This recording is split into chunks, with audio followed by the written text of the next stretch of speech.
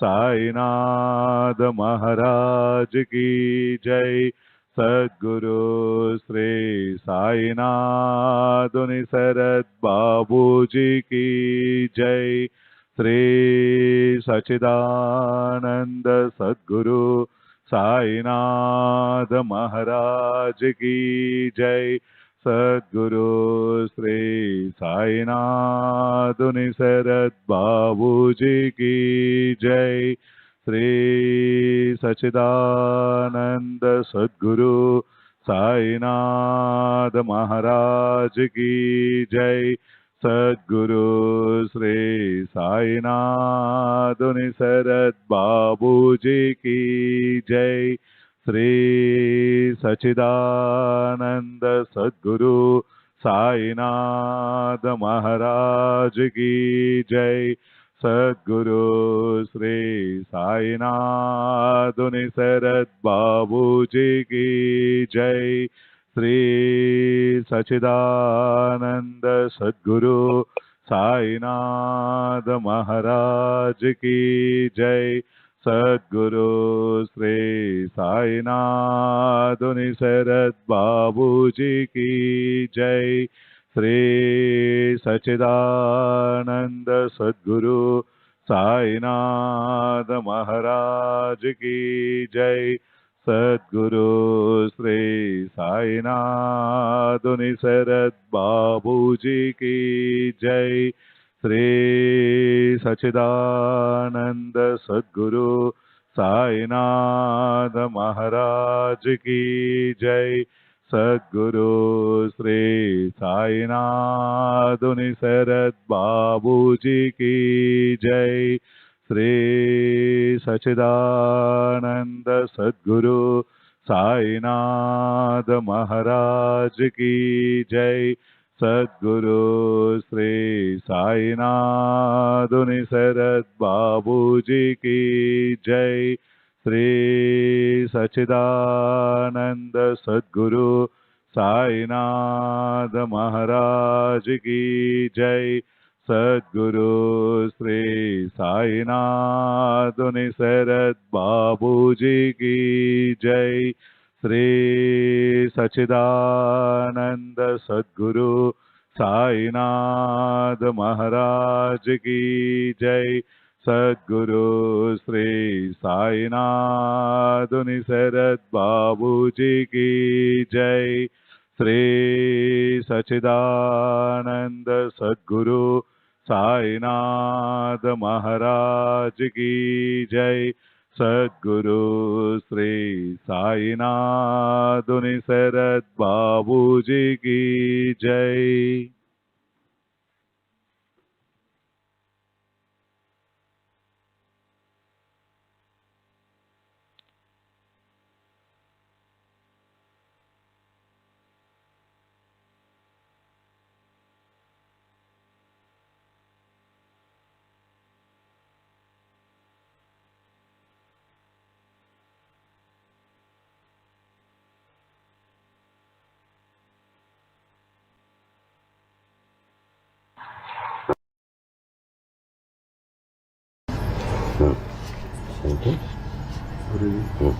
గురువు అనుగ్రహానికి మనం ఏమన్నా ప్రయత్నం చేయాలా, లేకపోతే గురువు అనుగ్రహం ఇట్లా అనుగ్రహానికి ప్రయత్నం చేయలేదు.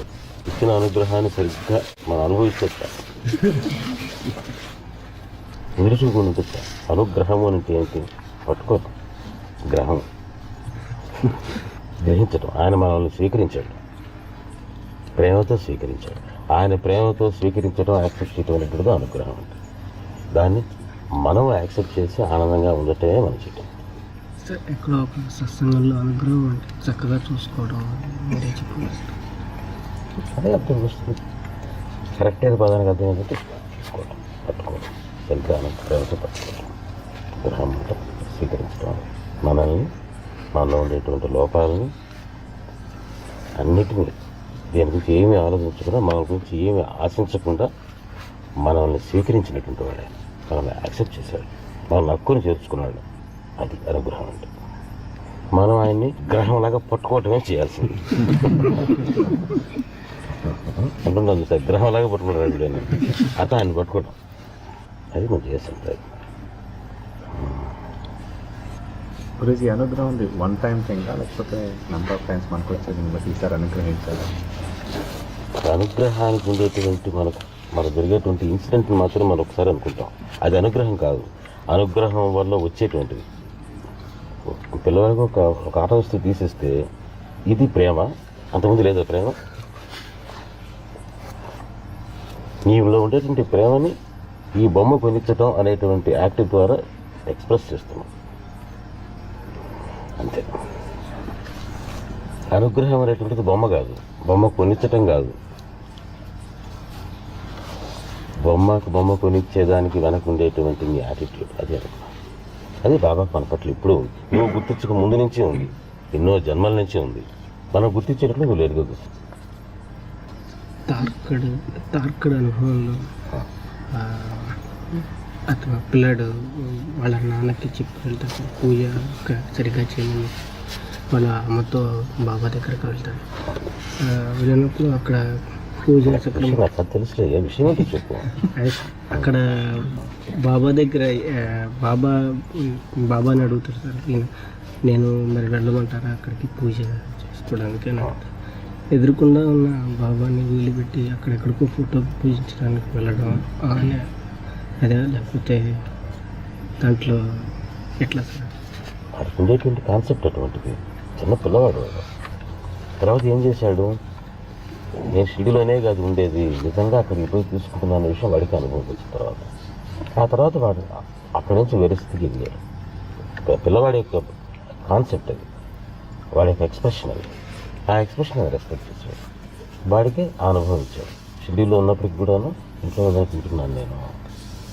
వాడు కొంచెం ఎదిగిన తర్వాత ఆ కాన్సెప్ట్లో నుంచి బయటకు. సార్ మీకు మనీ పట్ల ఎటువంటి యాటిట్యూడ్? మనీ పట్ల ఎటువంటి యాటిట్యూడ్ ఉంది? ఎటువంటి యాటిట్యూడ్? అది మనీ అని యాటిట్యూడ్ అంటే ప్రేమ ఉండాలా, కోరిక ఉండాలా అంటారా? అంటే ఒక్కొక్కసారి డబ్బులు లేవు సంపాదించాలని ఒకసారి ఉంటుంది, ఒకసారి పర్వాలేదు మనకి బాగా సాగుతుందని చెప్పుకుంటాను. అంటే ఎటువంటి ఇంపార్టెన్స్ ఉంటుంది ఇవ్వాలి అని? దానికి కొలబద్దలు అంటే ఏమి ఉంటుంది? కొలబద్దలు ఇంపార్టెన్స్ ఏంటంటే నువ్వే చెప్తున్నావు, నీకే ఒకసారి ఉంటే ఒకసారి ఉంటలేదు. దానికి ఎటువంటి కొలబద్దలు కాదు. ఇటువంటి యాటిట్యూడ్ ఉండాలంటే మనీ యొక్క పర్పస్ తెలిసింటే చాలు, మనీ యొక్క ప్రయోజనం తెలియాలి. బాబా మాత్రం ఒక మాట చెప్పాడు మనీ పట్ల మన యాటిట్యూడ్ గురించి. మనీ ఏమంటుందయ్యా అని అంటే నన్ను ఖర్చు పెట్టు అంటుందట. మనీ ఉండేటువంటిది మనం అనుభవించడానికి లేకుండా ఉండేటువంటి మనీ హోల్డ్ చేయదు. ఊరికిన మనీ అది పిచ్చినార్తనం, మైజర్లీనెస్.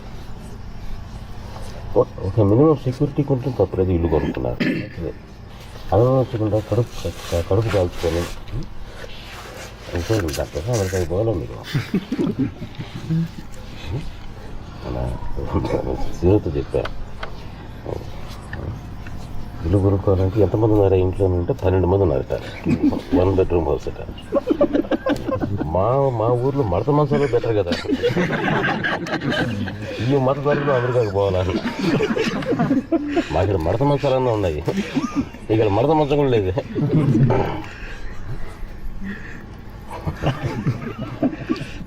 సంపాదించాలి, మనకుండేది ఎందుకు సంపాదించాలి? అనుభవించడానికి కోసం. కాకపోతే అనుభవించడానికి వస్తుంటే సంపాదించడం తప్పేం లేదు.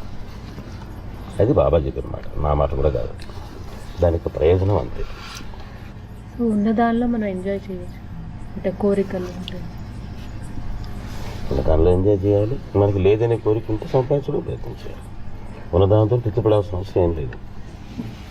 ఇంకా ఎక్కువ సంపాదించగలిగే శక్తి ఉంది, మనం సంపాదించండి. అంటే సప్రెస్ చేసుకోవాలా, ఇచ్చే బాగా ఉండేటప్పుడు మనకేంటి ఇబ్బంది. కానీ ఇది ఎక్కువ వచ్చిన తర్వాత కూడా ఇట్లాగే మనం మడత మంచాల కంటే జనంగా ఉంటే ఎందుకు బయటికి ఇవ్వటం అనిపిస్తుంది. అవసరమా ఇవ్వటం? ఎంత ఇచ్చినా అంతే, అదే దీంట్లో ఉంటాడు. ముందు సర్దుకోండి సర్దుకుంటాం. అది ఆ యాటిట్యూడ్ మాత్రం మంచిది కాదు. మన యొక్క ప్రయోజనం అది. మనకి ఎందుకు కావాలి? మన కోరికలు తీర్చేదానికి. మనం ఇదిగో వీటి వల్ల సుఖాలు వస్తున్నాయని అనుకుంటున్నాం. ఈ సుఖాలు తీర్చేదానికోసం ఒక సాధన లాంటిది అది అనే విషయం గుర్తుపెట్టుకుంటే చాలు. అంతకుమించి దానికి ఎక్కువ ఇంపార్టెన్స్ లేదు, అన్ఇంపార్టెన్స్ లేదు. Will be on the same line.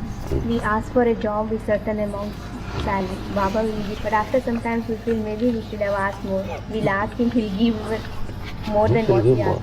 But is there a point where we'll be satisfied, or is it that agreed we keep asking more and more?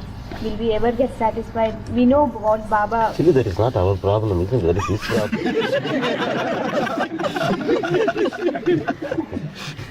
Okay. ఆయన ప్రాబ్లం గురించి మనకెందుకు కట్టాలి? ఆయన ఆలోచించాలి. ఈ పిల్లకి అసలు ఇప్పుడు ఎప్పటికన్నా అంత ఉంటుంది అసలు అది ఆయన బాధపడ. యాజ్ లాంగ్ ఏజ్ ఇట్ అసలు గోన్ వస్తుంది.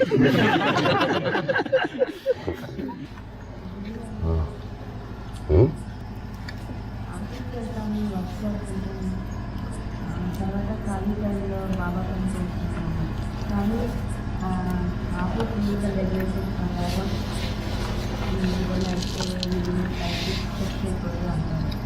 కానీ ఆ జాబ్ ఇచ్చింది బాబానే కాబట్టి సో బాబా పని చేయడం తప్పలేదు అనే ధైర్యంతో చేయాలా, లేకపోతే నేను పేసప్ తీసుకుంటున్నాను కాబట్టి వీళ్ళ రూల్స్ అండ్ రెగ్యులేషన్స్ ప్రకారం రూల్స్ అండ్ రెగ్యులేషన్స్ ప్రకారంగా చేయాలి.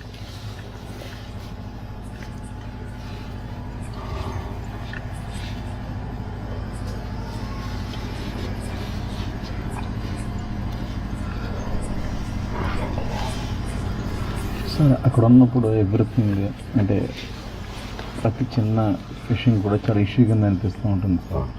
ఇక్కడికి వస్తే అసలు ఎంత ఏదైనా చాలా అసలు ఇష్యూ కింద ఉండదు ఇక్కడ. సో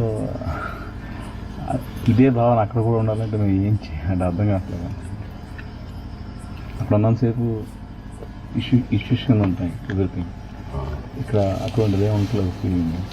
అట్లీస్ట్ ఇందులో ఇది బాగుందా అది బాగుందా ఇదే అంటే ఇప్పుడు కూడా అదే రకంగా ఉంటే ఈ మతం కూడా అవసరం వస్తుంది. జాతి గొడవలు అదే నీ పాయింట్.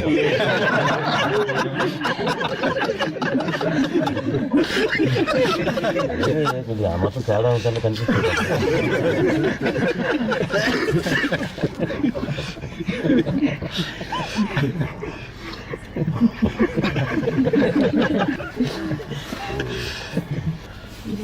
అంటే జెలసీ ఎన్వి అట్లాంటి ఇంకా బ్యాడ్ అని ఇక్కడ ఉంటే గుర్తిస్తున్నాము. అంటే అట్లీస్ట్ ట్రై చేస్తున్నాము పోవాలి ఎట్లా చేయాలి అని.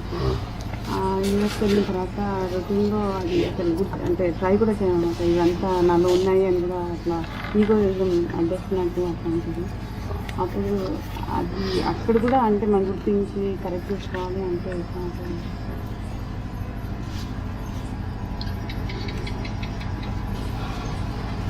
ఇక్కడ ఆయన అహంకారం ఎట్లా అడ్డం వస్తుందో నాకు. నేను ఎప్పుడు పోలేదు కదా నాకు అక్కడ ఆ సన్నిధి ఎలా ఉంటుందో నాకు తెలుగు ప్రభావమే తెలుసు.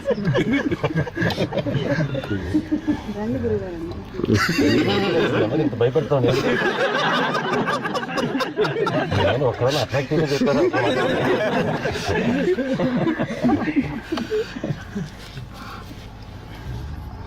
గురించి community services opportunities compare to the donations yearly ఇట్లాంటి ఇవ్వడానికి ఏది పెడతాం? కానీ ఫస్ట్ కమ్యూనిటీ సర్వీసెస్ ఫిజికల్గా మనం వెళ్ళి చేయటం, హెల్ప్లెస్కి చేయడం ఎట్లాంటి, లేదంటే కొన్నిసార్లు మనకి ఇయర్లీ ఇంత డొనేషన్ అది ఇలా మాకు అట్లా ఉంటూ ఉంటుంది.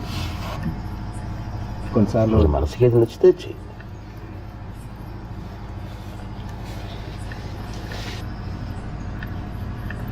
నాకు అటువంటి వాటిల్లో ఇంట్రెస్ట్ లేదు.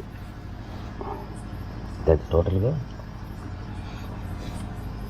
మానవ సేవ, మాధవ సేవ. నేను మాధవ సేవ చేసుకుంటే బెటర్ కదా అంటే మాధవ సేవ చేయలేకపోతే అప్పుడు పరిస్థితి. ఇంతవరకు మాధవ సేవే చేసుకుంది. ఇది కూడా మాధవ సేవ అంటున్నారు కదా, మాధవంగా సేవ అవి నిజంగా నీట్ ఉంది. ఒక ఆర్గనైజ్డ్గా అవసరం లేదు. నిజంగా ఒక నీట్ ఉంది, మనకు హెల్ప్ చేయాలనిపిస్తుంది, చేయండి. ఎంతోమందికి నిజంగా నేను చెప్పినటువంటి ఎమోషనల్ నీడ్ ఉంది, లోపల దుఃఖం ఉంది, కోరికలు ఉంది, తెలుసుకోలేకపోతున్నారు. వాళ్ళకి బాబాని చూపించడం అనేటువంటి హెల్ప్ మీరు చేస్తున్నారు. Is it not helping the helpless? ఎందుకు దానికి ఇట్లంటే ఆ రకంగా చేయటంలో మనం అనుకునేటువంటి ఈ గమ్యం పోయి వేరే గమ్యాలు ఎదిగిపోతాం. ఇక్కడ అమెరికాలో మనం ఎవరు అడుగుతున్నారు, ఒక మెడికల్ క్యాంప్ పెట్టాలి, ఒక అన్నదానాలు చేయాలి, ఇక్కడ ఇటువంటి కార్యక్రమాలను పెట్టుకోవాలని అంటే ఫండ్స్ కావాలంటే అయ్యా బాబు అని అడుక్కోవాలి డొనేషన్లు. ఈ డొనేషన్లు అడుక్కోగానే మనకు బ్యాంకులో బ్యాలెన్స్ రాగానే దీనికి ఎవరు పెత్తనం చేయాలి, ఎట్టా ఖర్చు పెట్టాలి, సరిగ్గా ఏమీ లేకముందే నేను నెగటివ్ రిజల్ట్స్ వస్తున్నాయని చెప్పినారు. ఇక్కడ వాళ్ళు సరిగ్గా చేయట్లేదు. ఇంకా అంత డబ్బు ఉంటే ఇంక చెప్పాలా? నేనైతే ఎలా ఖర్చు పెడతాను, నువ్వు ఖర్చు పెట్టాలా, నేను ఖర్చు పెట్టాలి, ఎలా ఖర్చు పెట్టాలి, రాజకీయాలు, ద్వేషాలు, వీటన్నిటిలో బాబా ఎక్కడున్నాడు అసలు? నేను మంచి యాక్టివిటీస్ కాదని నేను చెప్పటంలా, నేను చేయదలుచుకున్నటువంటిది, నేను చెప్పేది ఉంటుంది. అవి మనల్ని బాబాకు గుర్తు చేసేదానికి ఎంతవరకు దోహదం చేస్తే, ఇండియాలో చూస్తున్నాం మనం, ఇక్కడ మెడికల్ ఎయిడ్ ఇస్తున్నాం అని అంటే నిజంగా అవసరం ఉంది. ఇక్కడ నిజంగా పేదవాళ్ళు ఉన్నారు, మందు కొనుక్కోలేని వాళ్ళు ఉన్నారు, వాళ్ళకి నిజంగా చేయాలి అనే ఉద్దేశంతో చూస్తున్నాం. ఒక యాక్టివిటీ కింద చేయాలని ఇంట్రెస్ట్ ఏం లేదు. అన్నదానం అంటారా? నిజంగా నాకు తెలిసిన అన్నదానాలు ఇక్కడే జరగటంలా. షిరిడీలో మీరు చేసేటువంటి అన్నదానం అంటారట కదండి, అందరూ పేదవాళ్ళు, తిన్నవాళ్ళు అందరూ ఇక్కడ అందరూ కలిసి సాటి సాయి భక్తులు అందరం కలిసి ఒక దగ్గర కూర్చున్నప్పుడు అందరం చేసుకునేటువంటి విందు లాంటిది అంతే. అది ఒక పార్టీ, ఒక ఫీస్ట్. అంతకుమించి దాని అన్నదానం అని నేను అనుకుంటా. దాని అన్నదానం అని అంటే అది ఆత్మవంచన అవుతుంది. ఎంతమంది పేదవాళ్ళకి పెడుతున్నామో అక్కడికి పోయి రోడ్డు మీద నిలబడి నిజంగా అవసరం ఉండే వాళ్ళకి పెట్టండి. నిజానికి షిరిడీలో అవసరం లేదు, ఎందుకంటే సంస్థానం వాళ్ళు చేస్తున్నారు. అన్నం లేదు అనే దానికి అక్కడ అవకాశం లేదు, కాబట్టి అక్కడ అన్నదానం అనే ప్రశ్న లేదు. నేను అన్నదానం అని అంటలేదని. కానీ అందరూ కార్యక్రమం జరిగింది, ఒక పెళ్లి జరిగింది, అందరూ మా దగ్గర కూర్చున్నారు, సరదాగా అందరూ కలిసి భోజనం చేస్తున్నారు, అంతే, ఒక విధి చేసుకుంటున్నారు. దాని అన్నదానం కాదు. ఇక్కడే చీటలా మన అన్నదానం. నేను టెక్సాస్ ఇవే చేస్తాను.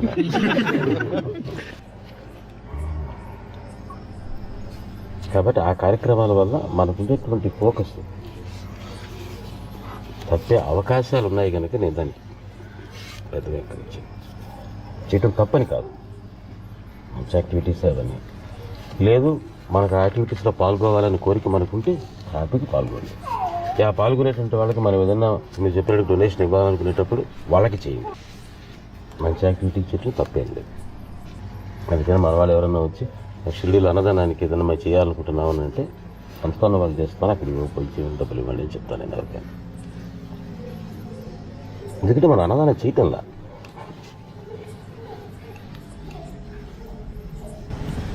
చక్కగా వాళ్ళు చక్కగా చేస్తున్నారు, చేయండి.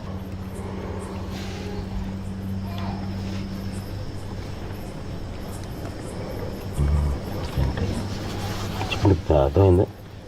అవగాహన వచ్చిందా? ఆర్గనైజేషను, బ్యాంక్ బ్యాలెన్సెస్, ఇటువంటి వాటి మీద దృష్టి అసలు పెట్టవద్దు. పని తెలుసుకున్న సత్సంగానికి ఎక్కడో ఒక దగ్గర ఒక లాంగ్ వీకెండ్ అందరు 10 మంది అనుకుంటారు, 10 మంది కూర్చుంటారు, ఎవరి పాటు కూడా తింటారు, చేయగలుగుకుంటారు, వెళ్ళిపోతారు, అంతే. అక్కడికి అయిపోతుంది అంతే. అంతే తప్పితే డబ్బులు హోల్డ్ చేసి పెట్టండి. మీకు ఒక ఆర్గనైజేషన్ ఏదైనా ఉంటే దాంట్లో bank balances millions of dollars ఉండాలని మాత్రం ఎప్పుడు అనుకో. దానికై ఏదైనా వచ్చితే ఖర్చు పెట్టేయండి, దేనికైనా ఖర్చు పెట్టేసేయండి అంతే. డబ్బు మాత్రం హోల్డ్ చేయండి. నేను మన సత్సంగాల వాళ్ళకి కానీ మందిరాల వాళ్ళకి కానీ అందరికీ చెప్పేటువంటిది, డబ్బుని నిలవలసొద్దు. రేపు మందిరంలో బాబాకి పూలమాల ఎలా అనే ఆలోచన వద్దు, రేపు అగరవతి ఎట్లా పెట్టుకోవాలా అనే ఆలోచన వద్దు. రేపు పొద్దున ఆయన పూలదండ సంగతి ఆయన చూసుకోలేదు. దగ్గర మన మందిరం ఎందుకంటే కట్టడం ఆయన చూసుకోలేదు. ఈ రోజు వచ్చిన రోజు ఖర్చు పెట్టి అది బాబా మనకు చూపించిన ఆదర్శం. ఆయనకి వేల రూపాయలు ఆ రోజులు వచ్చినా సాయంత్రం అయ్యేటప్పటికి ఆయన ఒక భిక్షుడుగా ఉండటమే ఆయనకి ఇష్టం. ఆయన అట్లాగే వదిలిపెట్టారు. నైట్ ఆరతి అయిపోయేటప్పటికి ఆయన ఆయన ఆయన ఆయన అకౌంట్లో ఏమి ఉండకూడదు, అంటే మరుసటి రోజుకి చిల్లిగా ఉండకూడదు.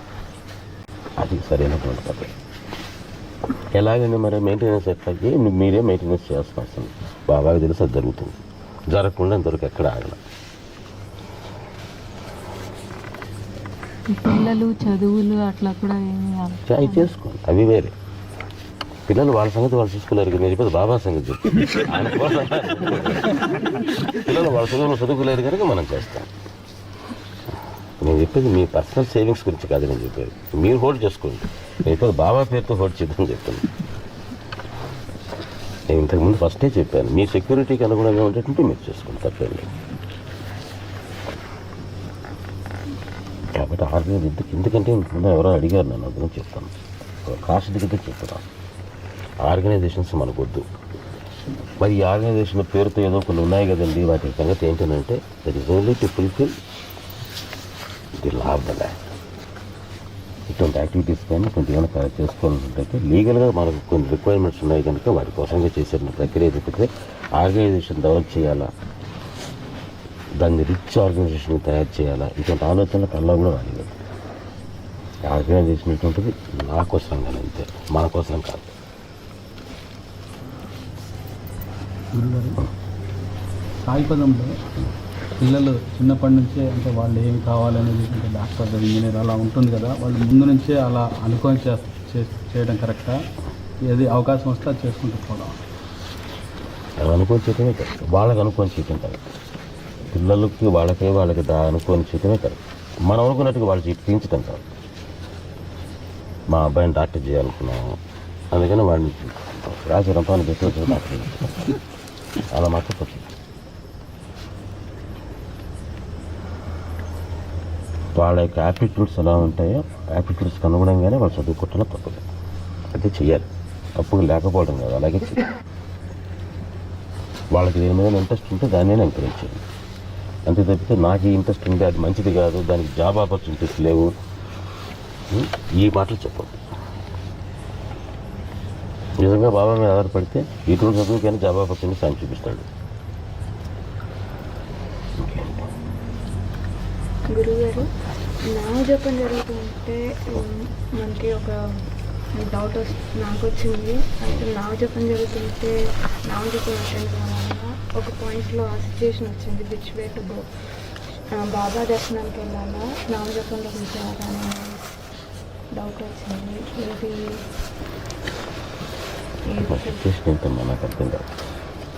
నామజపం జరుగుతుంది అనుకోండి, ఎక్కడ ఇప్పుడు మన సాయిపదంలో నామజపం ఉంది, అలాగే షిరిడీలో నేను బాబాని దర్శించుకోండి, రెండిట్లో క్లాష్ వచ్చింది. అయితే దేనికి ఇంపార్టెన్స్ ఇవ్వాలి? బాబా దర్శనానికి వెళ్ళాలి. బాబా దర్శనం నామజపం చేసి ఎందుకు? ఆ దర్శనం కోసం దర్శనం ఉంటుంది, నాకు నామజపం చేయటం ఎందుకు? ఆ దర్శనం ఉంటే దాని తర్వాతనే ఏదైనా 24 గంటలు అక్కడ వాళ్ళ రానివారు కనుక అక్కడ కూర్చునే అవకాశం మనకు లేదు కనుక అక్కడ కూర్చొని పెద్దగా మనస్ఫూర్తిగా మనసారా మనం పెద్దగా నామం చేసుకోలేము కనుక మనం అక్కడ సాయాన్నాలో కూర్చొని నామం చేసుకుంటున్నాం. కానీ అక్కడికి ఆల్టర్నేటివ్ కాదు.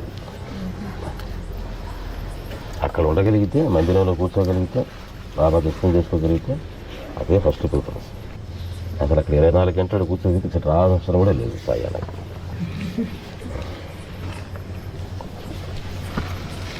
ఇంకేంటి?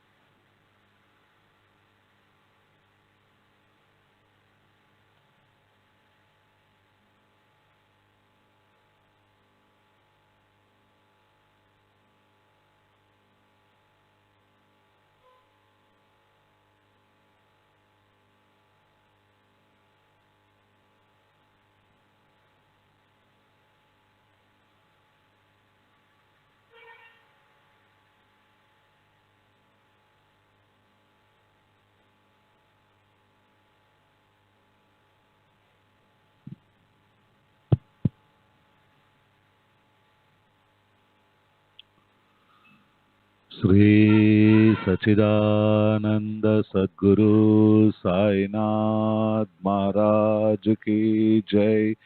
सद्गुरु श्री साईनाथ निसरद बाबू जी की जय।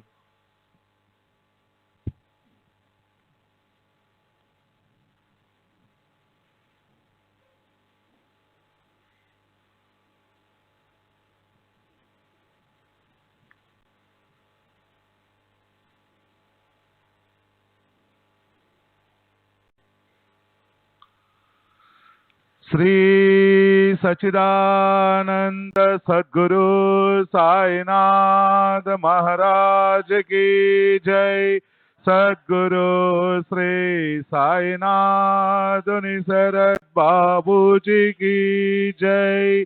श्री सच्चिदानंद सद्गुरु साईनाथ महाराज की जय। सद्गुरु श्री साईनाथ निसरद बाबू जी की जय। श्री सच्चिदानंद सद्गुरु साईनाथ महाराज की जय। सद्गुरु श्री साईनाथ निसरद बाबू जी की जय।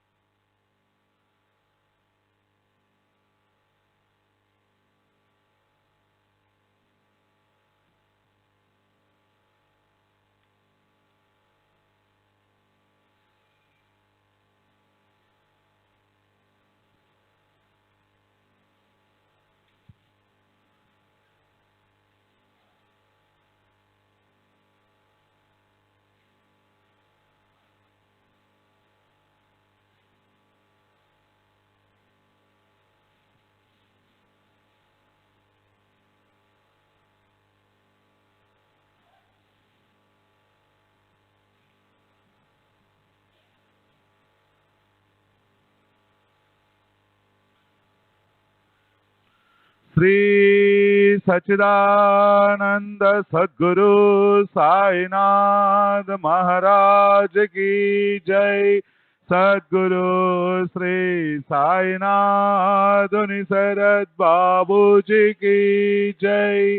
श्री सच्चिदानंद सद्गुरु साईनाथ महाराज की जय।